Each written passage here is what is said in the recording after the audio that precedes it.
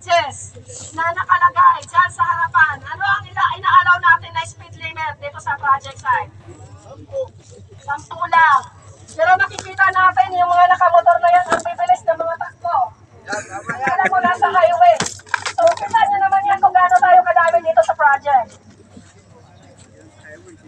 Diba? Makikita nyo naman yan. No, mamaya magkaroon tayo ng fatality dito. Or mamaya magkaroon tayo ng major incident. Yun yung iniiwasan natin. Nakikisuyo ako, lahat ng contractors ngayon pa-verify. Yung mga tao ninyo, kahit kulong-kulong pa yan, o kahit motorcycle yan, make sure po ninyo na mayroon po yan, lisensya yung mga driver natin. And another one, pagdating sa truck, i-make sure po natin na yung mga truck natin is na, anong tawag, anong ginagawa natin sa mga truck natin, no heavy equipment. I-inspect natin dapat. Daily, sinicheck natin. Kasi according doon sa nakabangga is nag-loss daw yung brake or nag-malfunction yung brake. So, ibig sabihin, walang maintenance. So, lahat ng heavy equipment natin dapat meron tayo maintenance din dyan. Hindi lang yung tao yung hinahanapan natin ng qualification. Dapat pati maintenance ng sasakyan ninyo. Dino-double check ninyo. Yung mga hydraulic oil yan, nag-check nyo ba yan?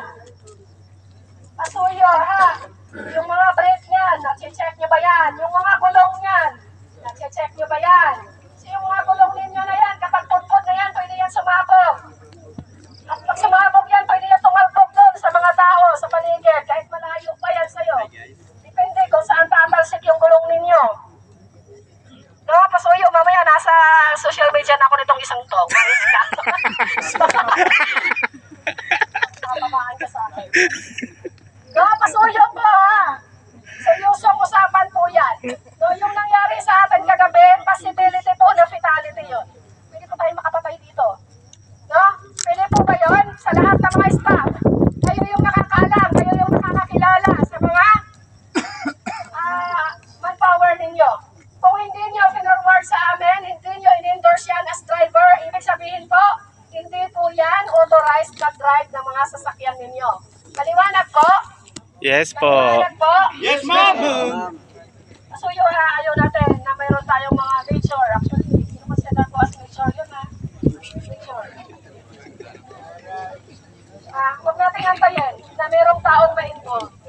Kasi pag may na-involve dito at nag-cause ng fatality, automatic po itong project natin na to is stop work po ito. Naniniwala ba kayo doon? Lahat kayo dito or kahit na yung mga matitino na nagtatrabaho dito sa project site is mawawalan po ng trabaho. Lalo na tayo dito, hindi naman tayo, wala kayo, no? Wala naman kayong contract, no? Kumbaga parang pakyawan yung iba sa inyo dito. So pag nag-stop na rin yung kita. Buti sana kung may lilipatan kayo, okay lang. Pero kung wala, wala na. No, pasuyo po. Then another one po, yung mga scaffolding natin ha. Hindi natin nire-require dito yung standard, pero